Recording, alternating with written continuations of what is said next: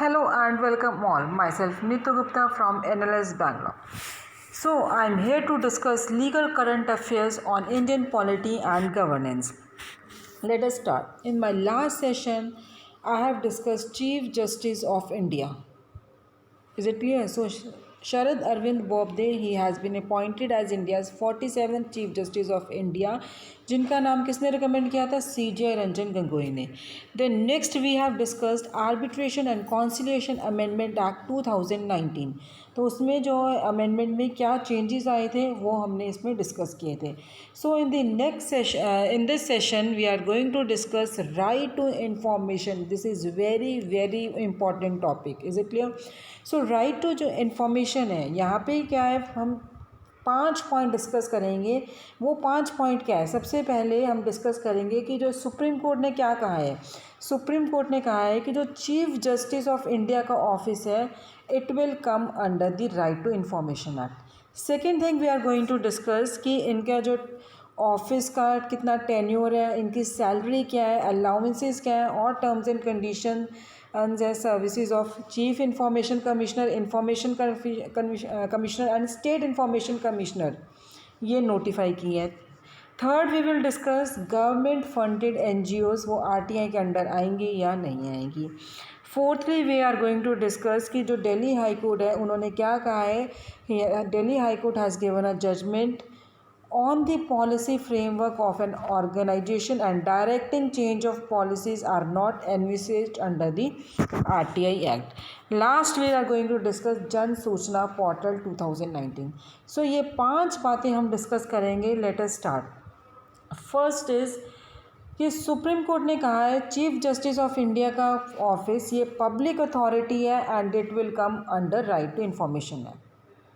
सो bench, supreme court के bench ने और क्या कहा है, दे हैव सेड कि जो सिर्फ नाम कॉलेजियम ने जो जजेस के नाम रिकमेंड किए हैं फॉर द अपॉइंटमेंट वही डिस्क्लोज कर सकते हैं, उसके लिए वो कोई रीज़न नहीं देंगे. इट बेंच ने और क्या कहा है कि राइट टू प्राइवेसी एक इम्पॉर्टेंट एस्पेक्ट है, तो उसको बैलेंस भी करना बहुत ज़रूरी है. जब आप इंफॉर्मेशन दे रहे हो चीफ जस्टिस के ऑफिस से, तो you have to maintain the balance and transparency. Is it clear? So now पूरे ये सुप्रीम कोर्ट ने क्या कहा है, सुप्रीम कोर्ट सेड कि CGI का जो ऑफिस है हम उसको RTI एप्लीकेशंस एंटरटेन करेंगे. बट इसमें से एक एग्जेम्पशन है, CBI central bureau of investigation is exempted. Clear? Second point is that right to information. इसके रिगार्डिंग अगर आपसे कोई ये पूछ रहा है कि what is the tenure of the office of chief information commissioner, information commissioner का स्टेट इंफॉर्मेशन कमिश्नर, उसके रिगार्डिंग क्या रूल्स हैं 2019 में नोटिफाई हुए हैं. अब उनके रूल्स क्या है कि सॉरी जो इंफॉर्मेशन कमिश्नर का टेन्योर है that has been reduced to 3 years. पहले कितना था? 5 years था. अब इन रूल से 3 years पे रिड्यूस कर दिया. तो ये गवर्नमेंट को डिस्क्रिशन दे रहे हैं कि what is the condition of the services. कोई एक्सप्रेस प्रोविज़न नहीं है. It is the total discretion of the government to decide on the condition of services. अब चीफ इलेक्शन कमिश्नर है जो, उनकी सैलरी कितनी है? 2.5 लाख एंड इंफॉर्मेशन कमिश्नर की salary 2.25 lakh. Is it clear? Then third thing is government funded NGOs and under RTI. Government funded NGOs under RTI. अब supreme court ने इनके बारे में भी, NGOs के बारे में बताया है. इनको गवर्नमेंट से भी फाइनेंस मिलते हैं. They are dependent on the government. So they fall under the category of public authority. अब अगर ये पब्लिक अथॉरिटी में आते हैं which is defined under section 2H of RTI act. NGOs में सोसाइटीज़ भी आपकी हैं, आप कवर होती हैं जो कि and that societies are not controlled by the government. Is it clear? That societies are not controlled by the government. अगर वो NGOs इस तरह की सोसाइटीज़ को गवर्नमेंट फंड करेगी डायरेक्टली वो फंड दे रही है, इनडायरेक्टली वो एड कर रही है, then they will come under the RTI. Is it clear? So court ने क्या कहा है, सब्सटैंशियल को क्या डिफाइन किया उन्होंने, लार्ज पोर्शन. मतलब लार्ज पोर्शन का मतलब ये नहीं है कि बहुत ज़्यादा पोर्शन या फिर it is more than 50%. Substantial financing है वो डायरेक्ट भी हो सकती है, इनडायरेक्ट भी हो सकती है.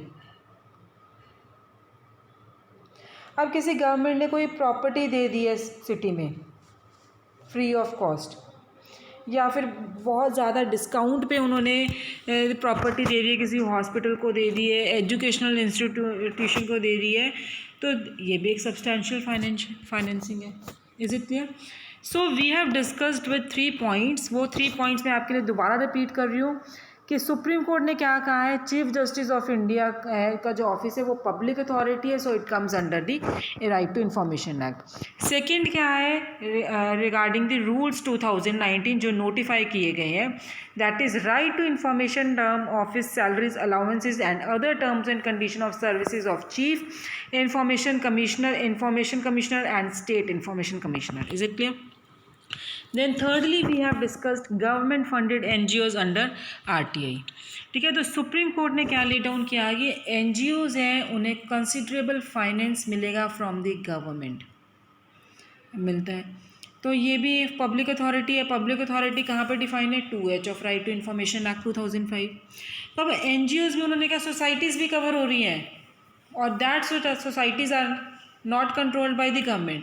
अगर वो डायरेक्टली या इनडायरेक्टली उनको गवर्नमेंट से कोई एड मिल रहा है, then they will come under the RTI act. Now they have defined the substantial को कैसे डिफाइन किया, large portion. But large portion it does not means a major portion, या फिर it should be more than 50%. Substantial finance है direct और indirect, किस तरह से भी हो सकती है. Is it clear?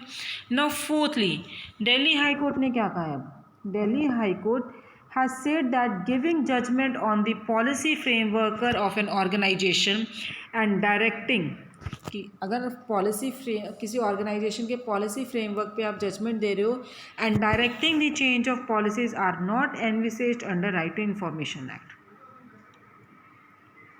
Is it clear? So जो ऑब्जर्वेशन क्या ऑब्जर्व किया दिल्ली हाई कोर्ट ने, उन्होंने CIC का सेंट्रल इंफॉर्मेशन कमीशन को की जो डायरेक्शन दी थी कि सेंटर को रिवाइज़ करना है, direction to the centre to revise the present policy for the selection of meritorious students under the Bal Shri scheme. Is it clear? The observation came as the court set aside a central information commission direction to the centre to revise the present policy for selection of meritorious students under the Bal Shri scheme. Court ने ये और quash कर दिया था CIC का नवंबर 2018 में order से. ठीक है, उन्होंने क्या कहा था, court quashed CIC November 2000 order to the human resource development ministry as the directions were clearly beyond the statutory framework and powers of CIC, central information commission. Is it clear? तो central information commission ने order किया had come on the RTI's applicant's plea to the National Bal Bhavan seeking details regarding the age limit for Bal Bhavan membership and whether it was necessary from being eligible for a Bal Shri award. सो ये जो ministry थी इन्होंने एक appeal file की जिसमें content किया था कि जो CIC का ऑर्डर है that is bad in law, so as per the direction given was beyond the scope, purview and ambit of RTI act. Is it clear? Now last point is Jan Suchna portal 2019. India में पहली बार इस तरह का portal आया public information के लिए, और ये कहाँ पे आया था, सबसे पहले राजस्थान में.